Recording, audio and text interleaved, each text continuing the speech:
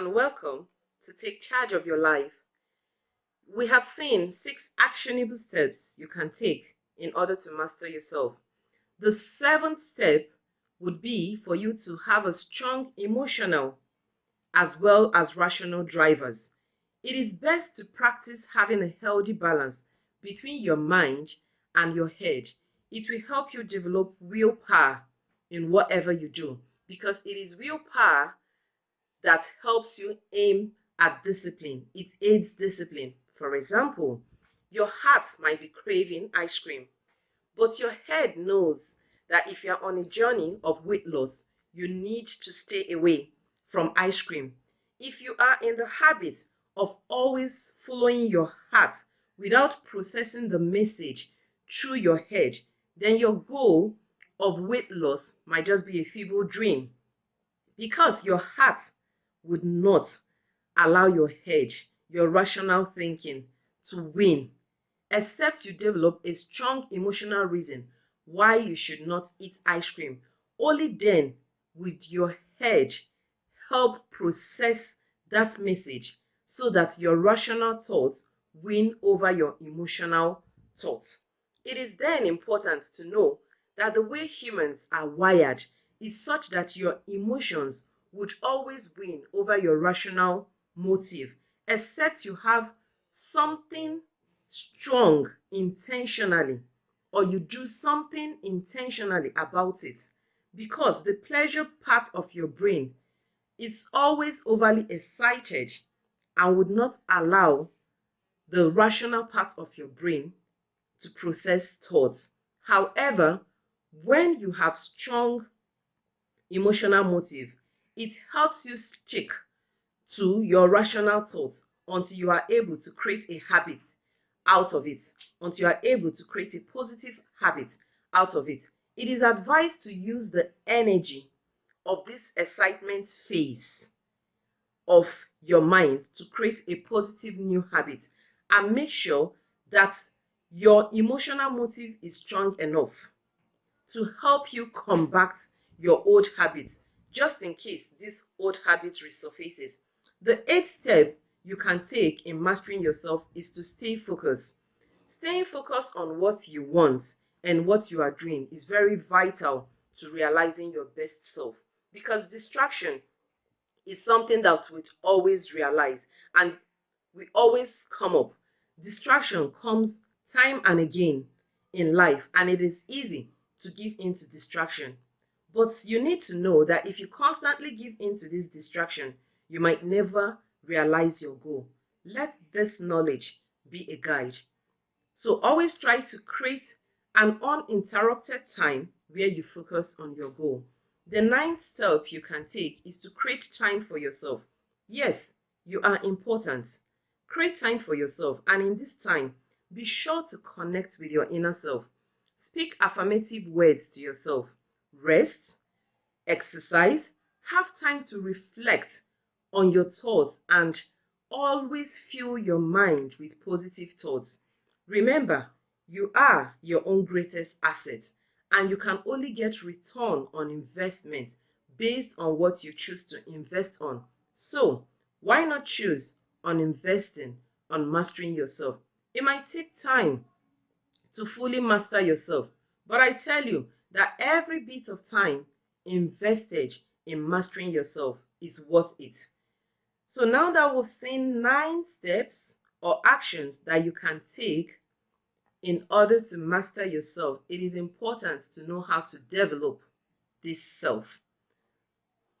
One thing you can do to develop yourself is to craft a vision. Yes, craft a vision that visualizes the end even from the start. Having a destination, a clear destination with a clear reason on why that should be your destination, helps you to keep focus on your goal. It helps you always to know when you divert from the right path, and it empowers you to kick off any disruption along your path in achieving your goal. Any disruption that will make your ride bumpy. This vision helps you kick it off. Your ability to push through challenges in your path of where you currently are and where you want to be strengthens your mastery of self. Number two thing that will help you, number two tip that will help you develop self mastery is to have values. Your values are like the vehicle that conveys you to your destination. They help you arrive your destination, in which, in this case, your destination is the vision you have crafted for yourself. When you have values and you know these values and apply them, then you are at a better position to make decisions when the outcome appears uncertain. You simply align the situation with your value in order to make decision. Self mastery requires living a life in alignment with your value, but this can be challenging, especially when you need to preserve self. For example, at work, if your boss at work is doing something that is against your value, this can pose a challenge to you because you see yourself struggling between keeping your job and following your value in order to preserve yourself. However, if your value is strong enough, you will realize that you have an option of quitting, you also have an option of ignoring, or you can choose to conform. Hence, your decision should come from the point of your value and self-preservation. Because when you conform, then maybe you never really had a value. Let it be known that your value helps you to choose yourself so that you do not, because you do not have control over others. You only have control over yourself. So your value helps you to choose yourself.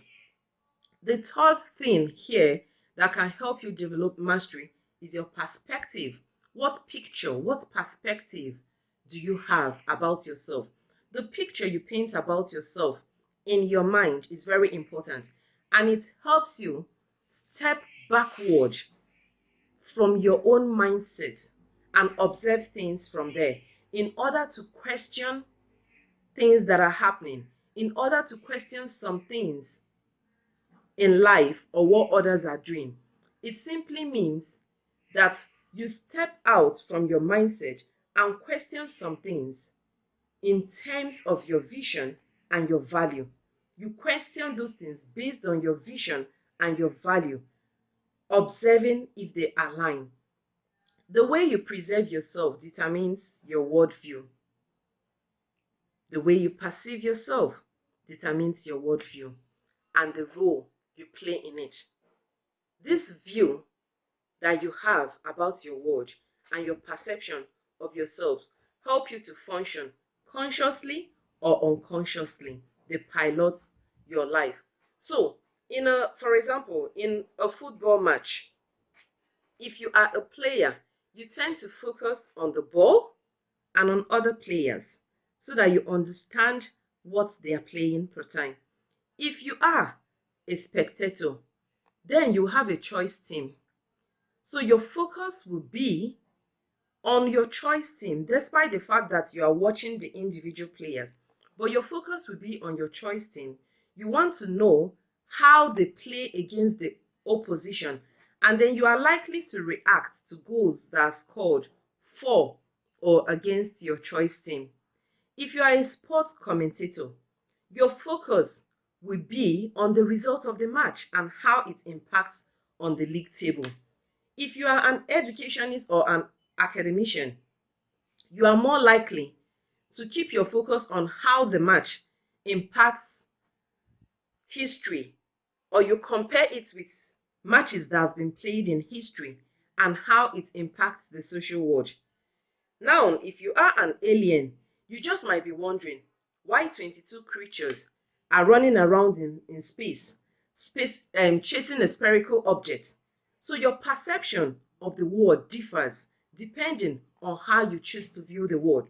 Most people do things because they have seen another person doing it without actually questioning why those things were done and why the person doing it did what he or she actually carried out, Often, these people we look up to are people of influence in our life. So we just conform without any form of resistance. But I'm seated here today to tell you that this is not self mastery. With self mastery, you don't just conform to anything around you, you tend to question things. So, with this, we come to the end of the series for today, and we shall be continuing tomorrow. Until I come your way again tomorrow, bye.